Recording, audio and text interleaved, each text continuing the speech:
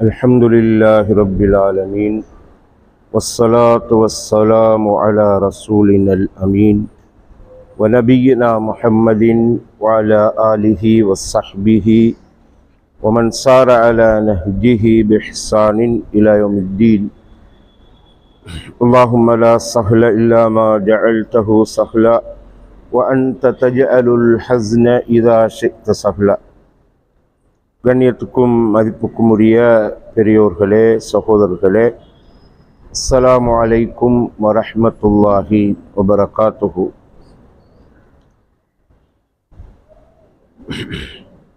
وعن مولى لعثمان رضي الله عنه قال أهدي لأم سلمة بضعة من لحم.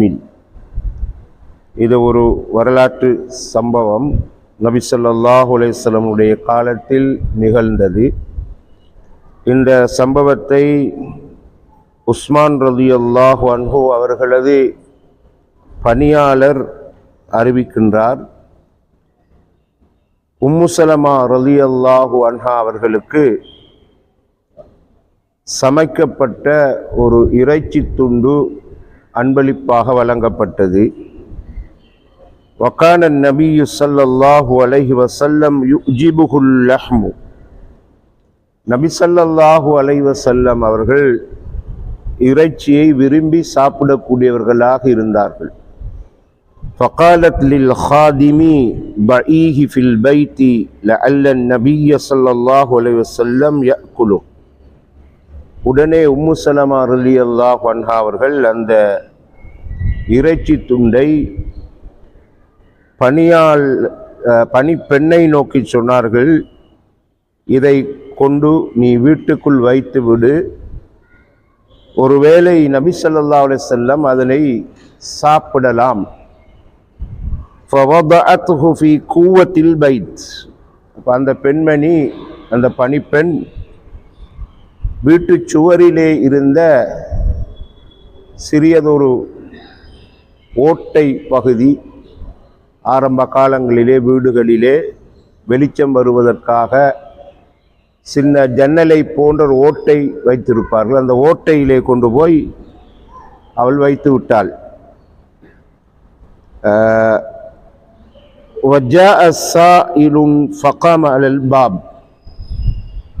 அந்த நேரத்திலே ஒரு யாசிக்கின்றவர் வந்து வீட்டு வாயில் அருகே நின்று கொண்டு ஃபகால தஸத்தகு பாரக்கல்லாஹு ஃபீக்கும், தர்மம் செய்யுங்கள், அல்லாஹ் உங்களுக்கு பரக்கத் செய்வானாக என்று கூறினார்.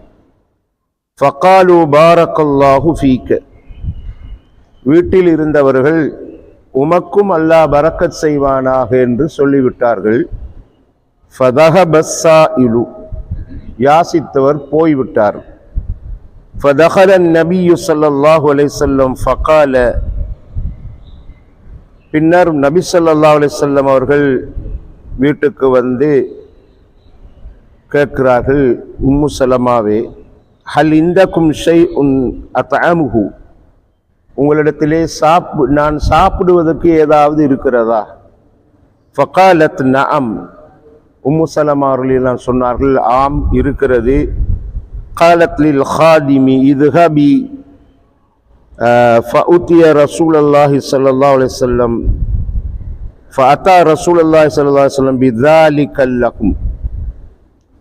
அப்ப உம்மு சலமா சொன்னார்கள் அந்த பணிப்பெண்ணிடம், நீங்கள் சென்று நீங்கள் வைத்த அந்த இறைச்சியை ரசூலுல்லாஹ்வுக்காக எடுத்துக்கொண்டு வாருங்கள் என்று. فذهبت فلم تجد في القوة إلا قطعة مروة. அப்ப அந்த பெண்மணி சென்று அந்த சுவரிலே இருந்த அந்த ஓட்டை பகுதியிலே அந்த வைத்த இறைச்சியை தேடினார்கள், எடுக்க பார்த்தார்கள்.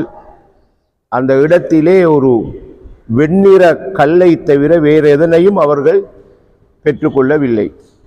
ஃபகால நபியு ஸல்லல்லாஹு அலைஹி வஸல்லம், அப்பொழுது நபி ஸல்லல்லாஹு அலைஹி வஸல்லம் சொன்னார்கள், ஃபஇன்ன ذلك اللحم عاد مرة லம்மா லம் துஊஹு ஸாயில ரவாஹுல் பைஹகி ஃபி தலாயிலின் நுபுவா.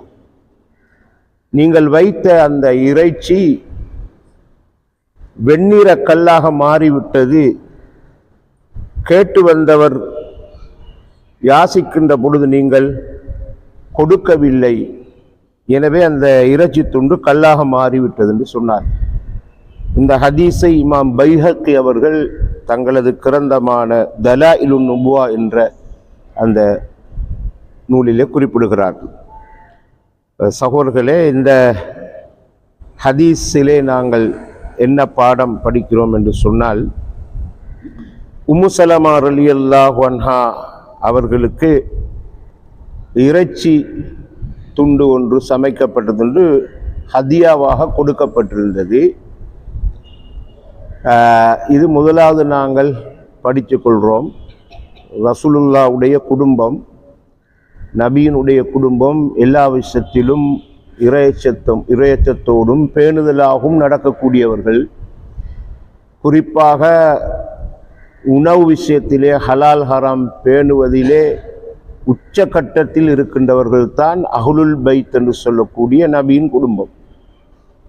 பொதுவாக ஒரு முஸ்லிமான மனிதனுக்கு வருமானம் அல்லது ஹலாலான உணவு எப்படி வர வேண்டும் என்று சில அடிப்படையான சில வழிமுறைகள் இருக்கின்றன. அதில் ஒன்றுதான் ஹதியா என்று சொல்கிற அன்பளிப்பு. அப்போ அந்த ஹதியா என்பது மார்க்க ரீதியாக சிலருக்கு வரும். அதுதான் ஜக்காத் பெற தகுதியானவர்களாக இருந்தால் நாங்கள் அந்த அன்பளிப்பை எடுத்துக்கொள்ளலாம். அல்லது சர்வசாதாரணமாக மக்கள் தருகின்ற அன்பளிப்புகள். அந்த வகையில் தான் நபியினுடைய குடும்பத்துக்கு இந்த அன்பளிப்பு உஹுதிய என்றால் ஹதியா செய்யப்பட்டது. ஏன்னா நபியுடைய குடும்பத்துக்கு ஜக்காத் பயன்படுத்துறது ஹராம், தெளிவாக ஹதீஸில் வந்தீங்க. அப்போ அதை விஷயத்தை படிக்கிறோம், ஹதியாவாக கொடுக்கப்பட்டீங்க. ரெண்டாவது படிக்கிறோம், உம்மு சலமா ரலியல்லாஹு அன்ஹா அவர்கள், அவங்க ஒரு மனைவி, ஒரு சஹாபியா மனைவி, ரசூலுல்லாவை இரண்டாம் தாரமாக மணமுடித்தவர்கள். உம்மு சலமாவுடைய கணவர் ஒரு யுத்தத்திலே காயப்பட்டு வஃபாத்தானதுக்கு பிறகு ரசூலுல்லா மணம் முடித்தாங்க. அந்த ரெண்டாவது தாரமாக ரசூலுல்லா மணம் முடித்த அந்த மனைவி தன்னுடைய கணவனினுடைய ஆசை அபிலாசைகள் என்ன என்பதை சரியாக புரிஞ்சு வாழ்ந்துக்கிறாங்க. எனவே தான் அந்த ஹதீஸில் நாங்கள் பார்க்குறோம், ரசூலுல்லா விரும்பி இறைச்சியை சாப்பிடக்கூடியவர்களாக இருந்தார்கள். ஒரு மனைவி ஒரு கணவனை எப்படியெல்லாம் புரிஞ்சு கொள்ளணும், விளங்கி கொள்ளணும். இந்த புரிந்துணர்வு இல்லாதால தான் நிறைய கணவன் மனைவி பிரச்சனை வாரது, குடும்பங்களில் பிரச்சனை வாரது. இந்த ஹதீஸில் நாங்கள் பார்க்குறோம், இந்த இறைச்சியை விரும்பி சாப்பிடக்கூடியவர்களாக இருந்தார்கள் என்ற அந்த வாசகம் அதை எங்களுக்கு உணர்த்துது. உடனே அவங்க சொன்னாங்க, பணிப்பெண்ணிடம் இதை கொண்டு போய் நீ ஒரு இடத்துல வை, அவங்க வந்து சாப்பிடுவாங்க, சில நேரம் சாப்பிடாம இருக்கலாம் வைன்னு சொல்லி. அப்போ இப்போ இந்த நேரத்தில் தான் அந்த யாசிக்கிறவர் வாராரு. யாசிக்கிறவர் வந்து என்ன சொல்றாரு, பிச்சை கேட்கிறவர், தசத்தகு தர்மம் செய்யுங்கள், பாரக்கல்லாஹு ஃபீக்கும், அல்லாஹ் உங்களுக்கு பரக்கத் செய்வான். இது வளமையா நாங்கள் ஹதியா கேட்டு வார ஆட்கள் சொல்கிற விஷயம், அது எங்களுக்கும் தெரியும். வீட்டில் வந்து சலாம் சொல்லுவாங்க, அஸ்ஸலாமு அலைக்கும்பாங்க, ஹதியா தாங்கம்மான்னு கேட்பாங்க, அல்லாஹ் அவங்களுக்கு ரஹமத் செய்வான்னு சொல்லுவாங்க. அப்போ எங்களுக்கு வேளாங்க இவங்க ஹதியாவுக்கு வந்திக்கலாம், நாங்கள் எடுத்துக்கொண்டு கொடுத்துருவோம் ஏதாவது. ஆனால் இவங்க என்ன செஞ்சாங்கன்னா, அவர் என்ன நோக்கத்துக்கு வந்திருக்கிறான்னு தெரியாமல் அவர் சொன்ன வார்த்தையை திருப்பி சொல்லி அனுப்பிட்டாங்க. பாரக்கல்லாஹு ஃபீக்கும்னு சொன்னோன்னே இவங்களும் திரும்ப வீட்டில் உள்ள ஆட்களும் பாரக்கல்லாஹு ஃபீக் என்று சொல்லி அவர் போயிட்டார். அதுக்கு பிறகுதான் ரசூலுல்லாஹ் வாராங்க, வந்து சாப்பிட ஏதாவது இருக்கிறான்னு கேட்குறாங்க. ரசூலுல்லாஹ்ட்ட அப்படி ஒரு பழக்கம், வந்து ஏதாவது இருக்குதான்னு தான் கேட்பாங்க. சாப்பாடை வைங்கன்னு சொல்ல மாட்டாங்க, இருக்குதா, இருந்தால் தானே வைக்கணும், இருந்தால் சாப்பிடுவாங்க. இல்லாட்டி நான் நோம்புட்டு போய் தருவாங்க. அதனால் ஒரு பெரிய ரகலை, ஒரு கலாட்டா, ஒரு சண்டை சச்சரவு ரசூலுல்லாஹ் ஏற்படுத்தினது இல்லை. இருந்தால் சாப்பிடுவாங்க, இல்லாட்டி சஹாபாக்கள் யாராவது கூட்டிகிட்டு போய் கொடுப்பாங்க. ரசூலுல்லாஹ் கையேந்தினது கிடையாது, நோம்புட்டு போய் தருவாங்க. இந்த மாதிரி தான் கேட்ட நேரம் சொன்னாங்க, இருக்குது. அப்போ தான் அந்த பணிப்பெண்ணை அனுப்பி அந்த சாப்பாடை எடுத்துகிட்டு வர நேரம், எடுத்துகிட்டு வான்னு சொன்ன நேரம் அந்த அப்படியே அது மாறிட்டு, கல்லாவே மாறிட்டு. இந்த மர்வா என்ற சொல் உங்களுக்கு தெரியும், மக்காலிற்கு 2 மலைகளில் ஒரு மலைக்கு பேர் சஃபா மர்வா. அந்த மர்வாட அரபு மொழி கருத்து என்னென்றால் வெண்ணிற கல், ஒரு வெண்மையான கல்லுக்கு தான் மர்வான்னு சொல்றது. அந்த கல்லா மாறிட்டு ஒரு ஆச்சரியமா இருந்தது. அப்பதான் ரசூலுல்லாஹ் அதுக்குரிய விளக்கத்தை சொல்றாங்க, இது இறைச்சியா இருந்தது தான், ஆனா நீங்க அந்த வந்து கேட்டவருக்கு கொடுக்காத போது அது கல்லா மாறிட்டு. அப்ப இது மாதிரி விஷயங்கள் ரசூலுல்லாஹ் வாழ்ந்த நேரம் நடந்துக்குது ஹயாத்தில், அவங்களோட ஹயாத்தில். சரி, ஏண்டா அவங்க ஒரு நபி, ஒரு ரசூல், வஹி இறங்கி கொண்டிருக்கிற காலம், இந்த உலகத்தில் நேரடியாக மலக்குகள் சம்பந்தப்படுற காலம். அல்லாஹு தாலா நபியுடைய வாழ்க்கையில அடிக்கடி தலையிட்டு சரிப்புல பார்த்து ஒழுங்கு பண்ணி வழிகாட்டி கொண்டிருந்த காலத்தில் சில படிப்பினைக்காக, பாடத்துக்காக, எடுத்துக்காட்டாக இப்படி நடத்தி காட்டுகிறார். இப்போ இது ஒரு சம்பவம், கல்லா மாறுனது. நாங்கள் கேள்விப்பட்டிருக்கிறோம் மற்றும் ஒரு சம்பவம், உதாரணத்துக்கு சொல்றதா இருந்தால், ஒரு மனிதர் இடது கையால சாப்பிட்டுக்கிட்டு இருந்தார். ரசூலுல்லாஹ் சொன்னாங்க, குல் பியமீனிக்க, நீங்க வலது கையால சாப்பிடுவீராக. அவர் உடனே என்ன சொன்னார்னா, லா அஸ்ததீவ், என்னால முடியாதுன்னு சொன்னார். யாருக்கு முன்னுக்கு சொல்றாரு? ஒரு நபிக்கு முன்னால, ஒரு ரசூலுக்கு முன்னால. அப்ப ரசூலுல்லாஹ்க்கு விளங்கிட்டு இவர் ஒரு வகையான பெருமை பிடிச்ச ஆள். சரி, அப்ப ரசூலுல்லாஹ்க்கு கோபம் வந்தது, ஒரு வெறுப்பு, எரிச்சல் வந்தது. லஸ்ததஅன்டாங்க, உமக்கு முடியாமலேயே போகட்டும். ஒரு வகையான சாபம் தான் அது. பிறகு அந்த கையை வாய் கிட்ட கொண்டு போக இயலாம சொத்தி ஆகிட்டு, கை இப்படி நின்றுட்டு சொத்தி ஆகிட்டு அந்த கை. அவரை ரசூலுல்லாஹ்வுடைய உபதேசத்தை கேட்டு செய்ய விடாமல் தடுத்தது பெருமை என்று அந்த ஹதீஸ்ல வரும். அது ரசூலுல்லாஹ்க்கு முன்னுக்கு நடந்த ஒரு விஷயம். சரி, இப்படி பல சம்பவங்கள் இருக்குது. அப்ப இங்கேயுமே அதான் நடந்திருக்கு. அது அந்த ஹக்கு வந்து ஒரு பிச்சை கேட்டு வந்து அந்த ஹக்கு வந்து அவருக்குரியது. ரசூல் என்ன சொல்றாங்கன்னா, அது எனக்கு உரியது கூட இல்லை, நபீட வீட்டில நடக்குது, நபீட வீட்டில இந்த இறைச்சி கல்லா மாறிட்டு. இப்ப என்ன அர்த்தம்? அல்லாஹு தஆலா தீர்மானிச்சுட்டான், அந்த சமைக்கப்பட்ட இறைச்சி துண்டு நபியாகிய உங்களுக்கும் இல்லை, அது ஏழைக்குள்ளது தீர்மானிச்சுக்கிறான். இல்லாட்டி அப்படி நடந்திருக்காதே. ஆகவே இந்த காலத்தில் அப்படி இந்த மாதிரி சம்பவங்கள் ஒரு மாயாஜாலமாக நடக்கிறது அரிது, அப்படி நடக்காது. ஆனா நம்முடைய வாழ்க்கையில வித்தியாசமா நடக்கலாம். சரி, நம்மகிட்ட ஏண்டா வீட்டுக்கு வார கை நீட்டி கேட்குறாங்க, நாங்கள் ஏற்கனவே படிச்சுக்கிறோம், அவங்க கேட்கறதுக்குரிய தகுதி சில நேரம் இருக்காது. நல்லா உழைச்சி சாப்பிடக்கூடிய அமைப்பில் சரீர பழமைக்கும் தேக கட்டி இருக்கும், எல்லாம் இருக்கும். ஆனால் கையை நீட்டுனா குர்ஆன்ட வழிகாட்டில் கொடுங்கள். ஃபஅம்மஸ்ஸா இல ஃபலா தன்ஹர், வல்லுஹா என்ற சூறால வருது, கை நீட்டி கேட்கின்றவரை வெறுட்ட வேண்டாம். நம்மகிட்ட என்ன இருக்குதோ எதெல்லாம் சரி கொடுத்து அனுப்பிடுவோம். சரி, கவுலுன் மஅரூஃபுன் வ மக்ஃபிரத்துன், கனிவான வார்த்தை குர்ஆன் சொல்லுது. ஒன்றும் இல்லாட்டி கூட கனிவான வார்த்தையும் மன்னிக்கும் மனப்பான்மையும் ஹைருன் மின் சதகத்தின் யத்பஉஹா. சரி, யத்பஉஹா அதா வந்து கேட்கிறவங்களை நோவினைப்படுத்தி செய்கிற சதக்காவை விட இது சிறந்தது. அதாவது நீங்கள் கொடுக்குற நேரம் ஏசாதீங்க, பேசாதீங்க, எரிச்சல் படாதீங்க, மனம் புண்படும்படி ஏதாவது சொல்லிடாதீங்க, சொல்லி போட்டு மற்றவங்ககிட்ட சொல்லி காட்டிடாதீங்க. இதுதான் அந்த மனம் புண்படி நடக்கிற சதக்கா. அதை விட அவங்கள மன்னிச்சு கனிவான வார்த்தையை சொல்லி அனுப்பிடுங்க என்று குரான் சொல்லு. ஆகவே இங்கு இப்படி நடந்துக்குது. இது ஒரு நம்மளுக்கு ஒரு பாயமாக இருக்குது, பாடமாக இருக்குது, படிப்பினையாக இருக்குது. ஆனால் இப்படி நடக்காட்டியும் எங்கட விஷயத்தில் வேறு சோதனைகள் வரலாம்.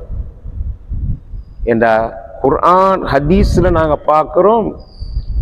இந்த மாதிரி இதுகளில் நான் மறுமையில் எல்லாம் கேட்பான், நான் உன்னை வீட்டுக்கு வந்து சாப்பாடு கேட்டேன், நீ சாப்பாடு தரையிலேயே அடியானே. உன்னை வீட்டுக்கு வந்து நான் தண்ணி கேட்டேன், நீ தண்ணி தரையிலேயே. இப்படி கேட்குற நேரம் அந்த அடியான் சொல்கிறான், நீ தானே சாப்பாடு கொடுக்குற ரப்பு, நாங்கள் என்ன எடுத்தாரது? உன்னை வீட்டு வாசலுக்கு ஒரு பசியாளி வந்தான், நீ கொடுக்கையிலேயே கொடுத்திருந்தா என்ன கண்டிப்பா? ஒரு தாகத்தோடு ஒரு மனிதன் வந்து தண்ணி கேட்ட, நீ கொடுக்கையிலேயே கொடுத்திருந்தா என்ன கண்டிப்பான்னு சொல்கிறான். ஆகவே நம்ம யார் வந்தாலும் கையை நீட்டிட்டாங்கண்டா ஏண்டா அது ஒரு ஒரு என்னன்னு சொல்கிறது, அது நம்மளுக்கு தீர்மானிக்க இயலாது. அவங்க என்ன ஹாலாத்தில் வராங்க நம்மளுக்கு தெரியாது.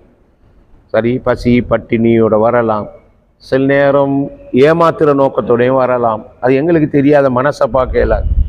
கேட்டுட்டாங்கன்னா ஏதாவது கொடுத்து கௌரவமாக நாம் அனுப்பினோம். இல்லாட்டி எங்களுக்கு வேறு விதமான சோதனைகள் வர முடியும். கடைசியாக சகோதரர்களே, நாங்கள் மற்றும் ஒரு ஹதீஸை பார்த்து இன்றைய விளக்கத்தை நிறைவு செய்வோம். வஅன் இப்னி அப்பாஸ் ரலியல்லாஹு அன்ஹுமா قال قال النبي صلى الله عليه وسلم ألا أخبركم بشر الناس منزلا قيل نعم قال الذي يسأل بالله ولا يؤتي به رواه أحمد. இப்னு அப்பாஸ் ரலியல்லாஹு அன்ஹுமா அறிவிக்கிறாங்க, நபி ஸல்லல்லாஹு அலைஹி வஸல்லம் அவர்கள் கேட்குறாங்க, மனிதர்களிலே மிக மோசமான தரத்தை உடையவர்களை உங்களுக்கு நான் சொல்லி தரட்டுமா, அறிவிக்கட்டுமா? கெட்ட அந்தஸ்தை உடையவர்கள், மோசமான தரத்தை உள்ள அறிவிக்கட்டுமா? கீழ நாம், அந்த இடத்துல ஆம் என்று சொல்லப்பட்டது, சொல்லித்தாங்கட்டு. அப்ப சொன்னாங்க, அல்லாஹ்ட பேரை கொண்டு கை நீட்டி கேட்கப்பட்டு அல்லாஹ் பேரை சொல்லி கேட்டதுக்கு பிறகு யார் கொடுக்க இல்லையோ அவர் தான் மோசமான அந்தஸ்தை உடையவர் என்று ஸல்லல்லாஹு அலைஹி வஸல்லம் சொல்கிறாங்க. இப்போ வந்து கேட்குற ஆளுக்க சொல்லுவாங்க தானே, அப்போ அல்லாஹுக்காக தாங்க கஷ்டமாகிக்குது அப்படின்னு கேட்குற நேரம் அந்த அல்லாஹ்வை முன்னிறுத்தியில் கேட்குறாங்க. அப்போ அல்லாஹ் முன்னிறுத்தி கேட்குற நேரம் அல்லாஹ் முன்னிறுத்தி நாங்கள் கொடுக்காட்டி உங்களில் மிக மோசமான ஆளுக்கு அவங்க தாண்டு ஸல்லல்லாஹு அலைஹி வஸல்லம் சொன்னாங்க. இப்போ இதில் நாம சில நேரம் எங்களுக்கு புத்திக்கெல்லாம் படாது, இந்த மாதிரி மனுஷன்லாம் வாராங்களே, இவங்களுக்கெல்லாம் உண்மையிலே அது சரி, நாம் நினைக்கிறதுல பிழை இல்லை. இவங்க அங்கே எப்படி கேட்பாங்க கையை நீட்டி, நல்லா உழைக்கலுமே. ஆனால் இப்படியெல்லாம் இருக்கிறதால நாம் கொஞ்சம் நிதானமாக நடந்து அவங்கள நாங்கள் பிறகு சந்தித்து அவங்களுக்கு ஒரு மார்க்க விஷயத்தை வழிகாட்டலில் கொடுக்கறது நல்ல. கை நீட்டுற நேரம் ஏசி பேசி துரத்தி விடாமல் அவங்கள அடையாளப்படுத்தி வச்சுக்கிட்டு மீண்டும் ஒரு முறை வந்து, ஏன்னா அந்த காலத்தில் பிச்சை எடுக்கிறது தொழிலாக மாறிட்டு, மார்க்கத்தில் பார்வையில் தொழில் இல்லை. அது வந்து தற்காலிகமாக ரசூலுல்லாஹ் கொடுத்த சலுகை மட்டும்தான், தற்காலிகமாக கொடுத்த சலுகை. அதுவே இன்றைக்கி எதா போய்த்துதுன்னு சொன்னால் ஒரு தொழிலாக போய்த்துது. அவங்க யோசிக்கணும், சிந்திக்கணும். ஆனால் அப்படி ஒரு தொழிலை செய்கிறதுக்கு கூட உங்களுக்கு இந்த வேலையை செய்யுங்க வாங்கன்னு கூப்பிட்டா கூட வர மாட்டேங்கிறாங்க. ஏன்டா நீங்கள் தர சம்பளத்தை விட நாங்கள் பிச்சை எடுத்து நிறைய உழைக்கிறோம். அப்படித்தான் சிந்தனைகள் ஈக்குது இப்போது. சரி, அப்போ அதை அவங்களுக்கு சொல்லத்தான் வேணும், உணர்த்தத்தான் வேணும். அதுக்கு நாம் ஹதீஸ்லாம் படிச்சிட்டோம். யாருக்கு பிச்சை கெடுக்கு, அதாவது யாசிக்கிறதுக்கு தகுதியானவள் யார், தகுதியற்றவர்கள் யாருன்னு நாங்கள் ஹதீஸில் படிச்சுக்கிறோம். ஆனால் நாம் சோதிக்கப்படுறோம் அந்த மாதிரி ஆட்களால், நாம் சோதிக்கப்படுறோம். எனவே நம்ம கவனமாக வாயை திறந்து, சில நேரம் கூட எங்களுக்கே கூட சில அசௌகரியங்களை ஏற்படுத்துகிற மாதிரி வந்து கேட்பாங்க. நம்ம அப்போ தான் வந்து கொஞ்சம் ரெஸ்ட் எடுப்போம், கதவை மூடிட்டு கொஞ்சம் நெத்திர கொள்ளும், அந்த கதை தட்டுவாங்க, எரிச்சல் தான் வரும். சரியா? நாம் மிச்சம் கவனமாக அவங்கள கண்ணியமாக அனுப்பி விடுற வேலையை தான் நாம் செய்யணும். அது எங்களோட பண்பாட்டையும் வெளியே காட்டக்கூடிய ஒரு விஷயமா இருக்குது. சரி, ஜஸாக்குமுல்லாஹ் கைர். சுப்ஹானக்கல்லாஹு பிஹம்திக அஷ்ஹது அல்லா இலாஹ இல்லா அன்த அஸ்தக்ஃபிருக வ அத்தூபு இலைக்.